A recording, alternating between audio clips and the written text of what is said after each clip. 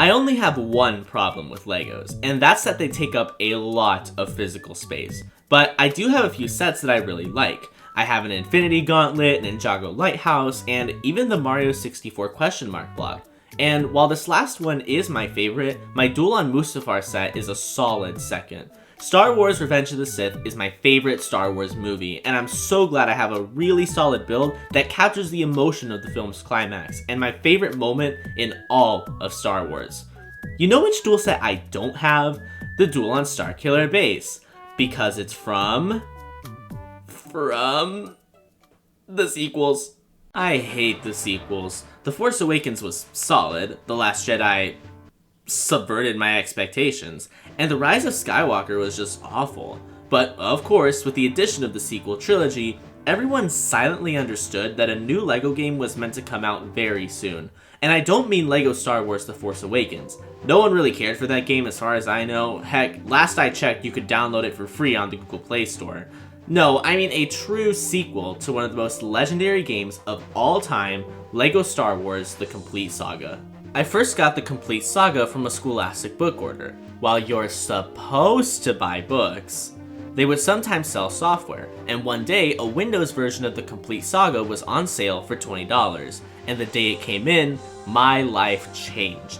And I don't exaggerate when I say that. I only purchased the game because it was Legos. I didn't care for Star Wars at all. But after playing the game for days on end with my sister, I found love for George Lucas's sci-fi fantasy. The first time I heard the story of Star Wars was through this game. And while it was the theatrical 3D re-release of The Phantom Menace that solidified my love of Star Wars, it was LEGO Star Wars The Complete Saga that first introduced me to a galaxy far, far away. Even though my loyalty to this franchise has been tested in recent years, and my Disney Plus subscription is weighing on Obi-Wan Kenobi's performance, I will still always love Star Wars, and I will always consider The Complete Saga to be one of the most important games I've ever played. I'm obviously not the only one with fond memories of this game, and expectations were high for whatever the true sequel to The Complete Saga would be. And when we finally got the announcement for LEGO Star Wars The Skywalker Saga, there was a bit of a debate among LEGO Star Wars fans. While everyone was optimistic that the game would be great, people still wondered, would Skywalker Saga live up to the overly high expectations the Complete Saga set? With the Complete Saga being one of the most important games of my life, I wanted to answer this question myself.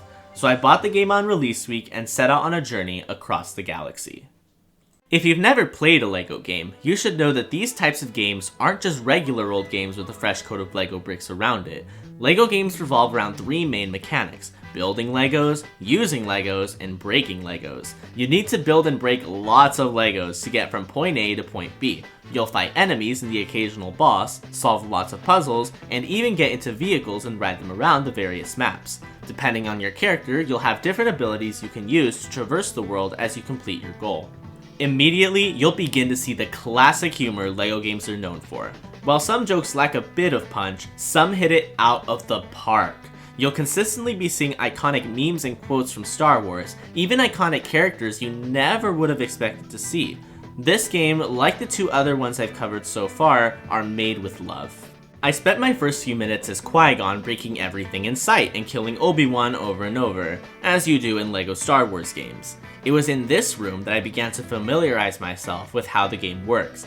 Character controls were super unique from any LEGO game I've played thus far, and while they took some getting used to, characters were super refreshing to control once I did. I played with the new combat and force mechanics, which were harder to pick up than Complete Saga, but much more satisfying to pull off. UI controls were really confusing. I struggled with it for a while, but got the hang of it by episode 2.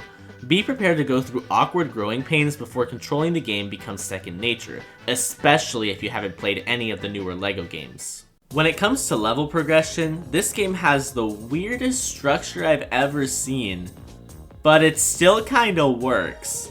It's an open world experience, but it also maintains the level structure of the Complete Saga. It wasn't until I got to the original trilogy that I completely understood this structure's nuances. It still feels weird that episode 1's first level is this weird fish one instead of the classic negotiations, and I think the new hybrid structure could have been pulled off better. To my knowledge, there's no way of going back through some of the previous scenarios you play through, which is a bit of a bummer. In terms of the levels themselves, they're usually pretty solid, standing alongside or even surpassing those of the Complete Saga. But some levels were sent to the slaughterhouse to be butchered. Skywalker Saga's worst victim is the Obi-Wan Anakin duel on Mustafar. Firstly, the droids are in this level. Why are the droids here? One minute you're experiencing the most important duel in all of Star Wars, and next, ooh, it's puzzle time! Beep boop boop beep boop. No, these clankers make the level feel so slow and lame. This duel isn't lame, and speaking of not being lame, the Complete Saga's duel forced Obi-Wan and Anakin to work together to survive the crumbling planet. Do you understand how much nuance this adds to this climactic moment? That Anakin only works with Obi-Wan to save himself, but Obi-Wan still holds out hope that Anakin can be saved despite the atrocities he's committed, and we get none of that depth in this duel. No, just slice, haha, the high ground. Get it, guys? It's the meme. Haha, you're so funny. You know what's not funny? Ruining the most important moment in all of Star Wars. Unlike in Complete Saga, it's very difficult to judge this game based on its levels alone. Thanks to its hybrid structure, the levels in this game actually take a back seat. The main attraction is the open world, or should I say open worlds, as you can travel between multiple planets in this game. 24 of them to be exact. You get 7 prequel planets, 6 original planets, and 11 sequel planets. If that sounds unbalanced, it would be if planets like Coruscant, Naboo, and Tatooine weren't massive with substantially more to do than planets like Kijimi, Craigie. And it's because this game is so massive that there are some bugs that slip through the cracks. Hopefully they'll get fixed soon, but it is scary when your game suddenly soft locks. But one thing the open worlds get right is that each section of the game picks an era and sticks with it. In Topoka City, you'll see clones eating in the cafeteria. In Mos Eisley, you'll see stormtroopers out on patrol. In Dakar, you'll see resistance members studying plans for Starkiller Base. But the game doesn't limit you to sequel characters and sequel locales. You can play as Wicket in Mustafar, or Rebel Friend on Kamino, or Leia disguised- wait. Rebel Friend? Okay, let's talk about the elephant in the room. The characters. Oh my goodness, this roster is better than Complete Sagas in almost every way. Almost every essential character is here, and we even got some crazy ones. Rebel Friend, Mr. Bones, and especially the Rancor don't need to be here, but they add so much color and personality to the roster. Actually, I take that back. Rebel Friend definitely needs to be here. But there are some characters that are awkwardly missing. Exhibit A, the Force Ghosts. In Complete Saga, you could run around the map as an invisible and invincible Force Ghost, as a reward for getting far into the game. But these guys are mysteriously absent in Skywalker Saga. Why is that?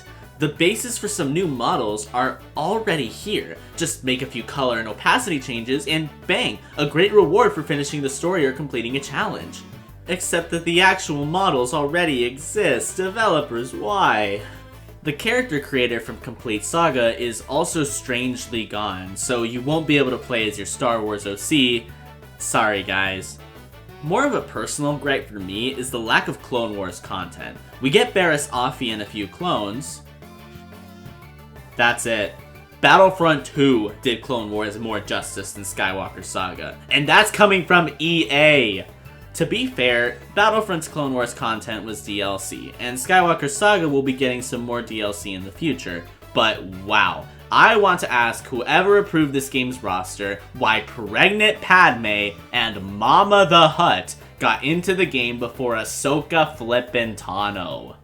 Moving on to the ships, we have another solid selection. In Complete Saga, ships were... did anyone really care? In this game, ships matter so much more, and I actually got excited to see what I would unlock next. We have X-Wings, the Falcon, a Naboo Starfighter, and the Boba Fett starship. Phew, almost offended someone. Completing a mini-kit collection will also give you a microship. You can fly these around and it's hilarious. On the other end of the size spectrum, you can unlock and purchase 5 capital ships. Ships that are so big, you can complete missions inside of them. You unlock them by taking them over in various space encounters, and after winning, purchasing them for lots and lots of studs, the game's currency. For this reason, you may want to invest in stud multipliers, which can be unlocked in the Extras menu. The Extras menu is really small compared to Complete Sagas. It's actually depressing. You do get some good ones, but so much is missing. Force Grapple Leaf, Extra Toggle, and Dark Side are gone, but at least we still get Super Gonk Droid. Putting everything together, this game definitely meets up and even exceeds the expectations set by Complete Saga. Both games can stand together for how unique they are to each other, and they very much represent two different eras of Star Wars. And it's for this reason, I believe, that Skywalker Saga has massive ramifications for Star Wars moving forward, all of it revolving around the sequel trilogy. This monstrosity is perfect for Skywalker Saga because of how stupid it can be. The moment we saw somehow Palpatine returned, we knew we were reaching prequel trilogy levels of cringe, but the game embraces these stupid moments and invites us to embrace them too. The game also invites us to appreciate the sequels as a part of a larger whole to the Star Wars story, whereas the sequel movies function better if they were to stand on their own. The game treats all three trilogies as a more unified story, and not only that, but the game outright confirms things that the movies didn't even touch on. Take the state of Emperor Palpatine in The Rise of Skywalker. In the infamous somehow Palpatine returned scene, we also get this. Dark science. Cloning. Secrets only the Sith knew. The Rise of Skywalker's director, J.J. Abrams, doesn't care to explain to us what the actual heck is going on in this story. We are thrown into it and are expected to suspend our disbelief. But in Skywalker Saga, we are outright told that this newer version of Palpatine is in fact a clone. And this revelation helps us to better embrace Vader's final triumph over Palpatine in Return of the Jedi. This isn't the same Palpatine that manipulated Anakin all those years ago. He's instead become like Thanos in Endgame, a different version of someone who's learned of their fate and proceeded to continue with their plans with this new knowledge gained. This doesn't single-handedly fix the sequels, far from it, but it's a step in the right direction, one that doesn't disrespect the overall narrative of the Star Wars story. It was the Clone Wars that further expanded the story and appreciation of the prequel era, and it looks like Disney's trying to do the same for its sequels. You can argue that the sequels shouldn't need multiple shows, comics, and a video game to explain itself, and I'd agree with you there, but this is what we have. And honestly, this game loving the sequels with careful world building and hilarious moments makes me want to love the sequels too. And I'd rather have a sequel trilogy that's been fixed by talented writers than one that's been left to die a slow and painful death, bleeding over the rest of the franchise. So I guess I don't hate any part of Star Wars anymore. That didn't last very long.